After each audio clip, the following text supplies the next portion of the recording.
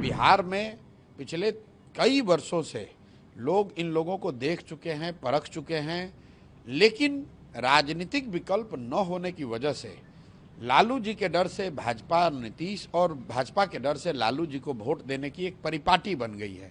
जन सुराज के आने के बाद से पहली बार पिछले कई दशकों में जनता के सामने एक रास्ता उनको दिख रहा है, उनको वो विकल्प दिख रहा है जिस पर चलकर वो समझते हैं कि एक बेहतर व्यवस्था बनाई जा सकती है, अपने बच्चों के लिए शिक्षा रोजगार का जुगाड़ हो सकता है और सबसे बढ़कर पलायन को बिहार में रोका जा सकता है। आज तक बिहार में एक रात जिस नेता ने नहीं बिताया है वो बिहार के 13 करोड़ लोगों का भविष्य तय करना चाहता है, जिसको बिहार के 38 जिला का नाम नहीं मालूम है, वो बिहार के लोगों को आगे का रास्ता बता रहा है। महत्व इसका नहीं है कि प्रधानमंत्री टेलीप्रॉम्प्टर देखकर बोल रहे हैं कि कागज पर लिखा हुआ पढ़ रहे हैं, वो बिहार की बात कर रहे हैं कि नहीं इसका बात है। वो निश्चित तौर पर मोदी जी बिहार की बात नहीं कर रहे हैं। यहाँ तो हर कोई अपने आप को किसी का रहनुमा बताता है, लेकिन सच्चाई ये है कि इन सारे सो कॉल्ड स्वयंभू रहनुमाओं के बावजूद समाज के वो सारे वर्ग, चाहे वो मुसलमान हो,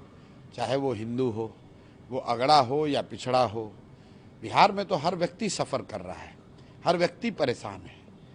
भाई यहाँ पर सामाजिक न्याय और समाजवाद की दुहाई देने वाले लोग, जिनकी सरकार यहाँ 35 साल से है, जो लोग अपने आप को दलितों का, अति पिछड़ों का, मुसलमानों का रहनुमा बताते हैं, मैं रोज़ एक आंकड़ा बताता हूँ कि बिहार में जातीय जनगणना जो इन लोगों ने कराई, उस जनगणना में ये दिखा कि आज भी 35 वर्ष से इनके शासन के बाद भी 5% से कम दलित, अति पिछड़े और मुस्लिम समाज के बच्चे 12वीं पास कर रहे हैं।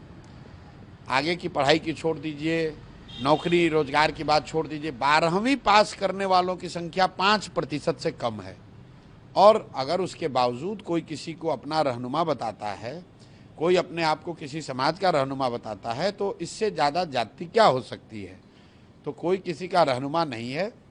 सच्चाई ये है कि बिहार में पिछले कई वर्षों से लोग इन लोगों को देख चुके हैं, परख चुके हैं, लेकिन राजनीतिक विकल्प न होने की वजह से लालू जी के डर से भाजपा नीतीश और भाजपा के डर से लालू जी को वोट देने की एक परिपाटी बन गई है। पिछले 30-35 साल में ज़्यादातर लोग जो इन दलों को वोट करते हैं वो पॉजिटिव वोटिंग नहीं है, वो नेगेटिव वोटिंग है। जो मुसलमान है वो लालू जी को, लालटेन को इसलिए नहीं वोट करता है कि लालू जी ने उनके लिए कोई काम किया है या उनको राजनीतिक भागीदारी दी है या उनकी चिंता की है, वो सिर्फ इसलिए वोट देता है क्योंकि वो भाजपा को वोट दे नहीं सकता है। इसी तरीके से बहुत सारे लोग जो नीतीश और भाजपा को वोट देते हैं, उनको नीतीश से कोई लगाव प्रेम नहीं है।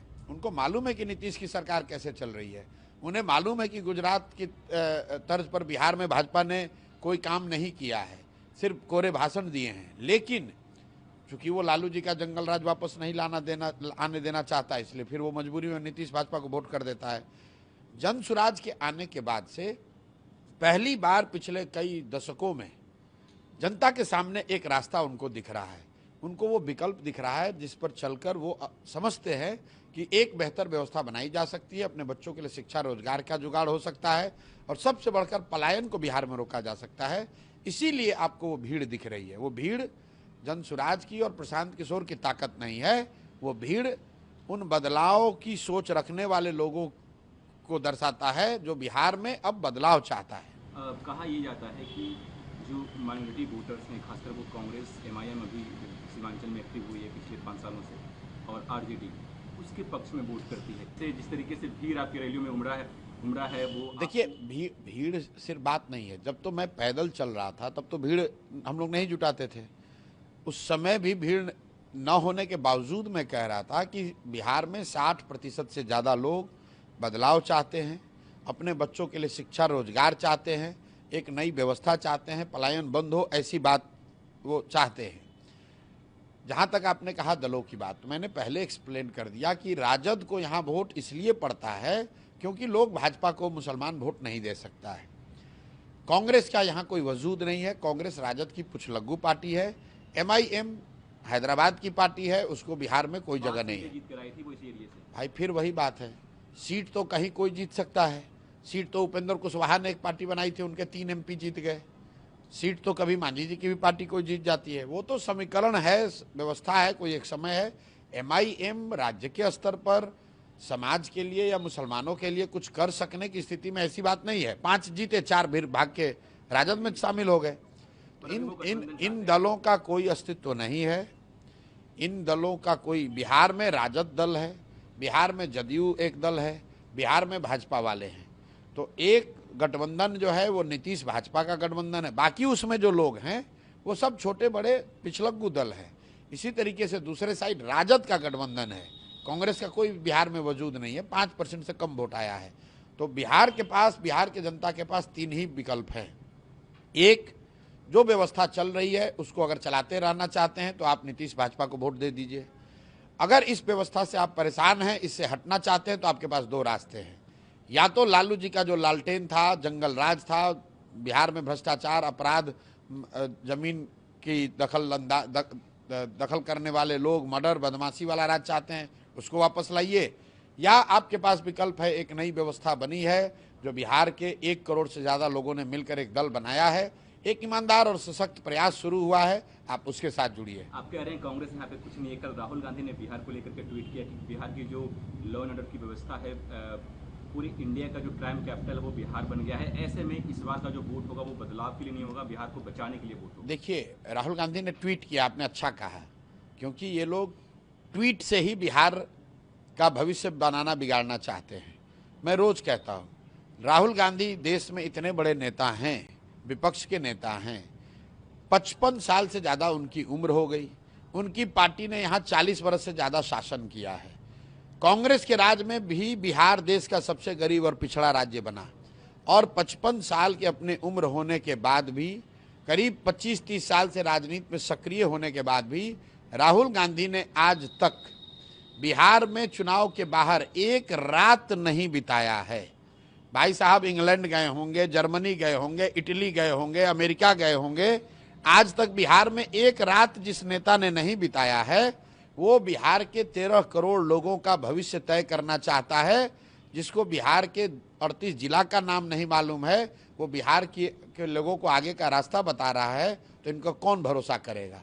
कांग्रेस का यहाँ कोई वजूद नहीं है, कांग्रेस को ना कोई सुनता है ना कोई बात करता है। लोग यहाँ पर राजनीति राजद करती है, कांग्रेस उसका झोला ढोने वाली पार्टी है, झोला ढोते हैं ये लोग। तेजस्वी यादव ने पीएम मोदी पे अटैक किया है कि पीएम मोदी टेलीप्रॉम्प्टर से बात करते हैं, उनको बिहार के मुद्दे पे बात करनी चाहिए, क्योंकि यहाँ का जो सीएम जो है वो रिमोट कंट्रोल से है, कहीं ना कहीं पीएम मोदी हस्तक्षेप। देखिए, ऐसा है कि टेलीप्रॉम्प्टर से बात करते हो या कागज पर लिखा हुआ पढ़ते हो, महत्व इसका नहीं है कि प्रधानमंत्री टेलीप्रॉम्प्टर देखकर बोल रहे हैं कि कागज पर लिखा हुआ पढ़ रहे हैं। वो बिहार की बात कर रहे हैं कि नहीं, इसका बात है। वो निश्चित तौर पर मोदी जी बिहार की बात नहीं कर रहे हैं। बिहार में शिक्षा कैसे सुधरेगी ये नहीं बता रहे हैं। बिहार से पलायन कैसे खत्म होगा, आज तक उस पर नहीं कुछ बात कही। बिहार में बाढ़ की समस्या कैसे खत्म हुई, उस पर कोई पहल, कोई प्रयास नहीं किया। अगर टेलीप्रॉम्प्टर से देखकर ही मोदी जी बता दें कि भाई बिहार में कब बाढ़ की समस्या से निजात मिलेगा, अगर मोदी जी बता दें टेलीप्रॉम्प्टर से देखकर ही कि भाई शुगर मिल कब चालू होगा, तो हम लोग को कोई शिकायत नहीं है। रह गई बात तेजस्वी यादव की, तो तेजस्वी यादव ही भी तो रोज कागज पर लिखा हुआ ही पढ़ रहे हैं। अरे भाई, तुम कागज पर लिखा हुआ नहीं पढ़ोगे तो मुरेठा बांधोगे, लोगों को समाज में गाली गलौज की बात करोगे, आप भी कुछ नहीं कह सकते हैं। तेजस्वी यादव हो, मोदी जी हो, पेपर से पढ़कर बोले या टेलीप्रॉम्प्टर से बोले या खुद से बोले, उनको ये बताना है कि बिहार में शिक्षा व्यवस्था कब सुधरेगी, उनको ये बताना है कि बिहार में बच्चों को रोजगार कब मिलेगा, उनको ये बताना है कि बिहार से पलायन कैसे दूर होगा, कब रुकेगा, उनको ये बताना है कि बाढ़ की समस्या कब रुकेगी। अगले 5 साल के लिए बिहार कैबिनेट ने 1 करोड़ युवाओं को रोजगार देने की बात की है। भाई देखिए, इन निर्णयों पर आप लोग चर्चा भी क्यों करते हैं। पिछले 20 वर्ष से नीतीश कुमार मुख्यमंत्री हैं। 20 वर्ष में कम से कम दसियों हजार बार कैबिनेट बैठी होगी, हजारों निर्णय लिए होंगे। 20 वर्ष में उनको ये ध्यान नहीं आया कि बिहार के लोगों को रोजगार देना है। आज जब 1 महीने के बाद चुनाव है और कैबिनेट का अब कार्यकाल मुश्किल से 3 महीना बचा है, तब आपको ध्यान आ रहा है। और अगर ध्यान आ रहा है तो अभी दो, 5 वर्ष के बाद क्यों? इसलिए कि फिर एक बार वोट दे दो और फिर ये सब लूटपाट मचाएगा, फिर 5 वर्ष और बिहार को लूटेगा।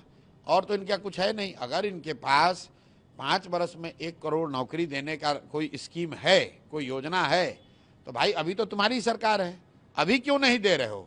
चलो 1 करोड़ नहीं दोगे, 5 वर्ष में 1 करोड़ का मतलब है कि 60 महीने में 1 करोड़, 1 करोड़ को 60 से भागा दे लीजिए, 3 महीने बाकी हैं, उतने ही नौकरी हर महीने देने लगो भाई। हम लोग मान लेंगे कि हर महीने आप दे रहे हैं तो अगले 5 वर्ष भी दे देंगे।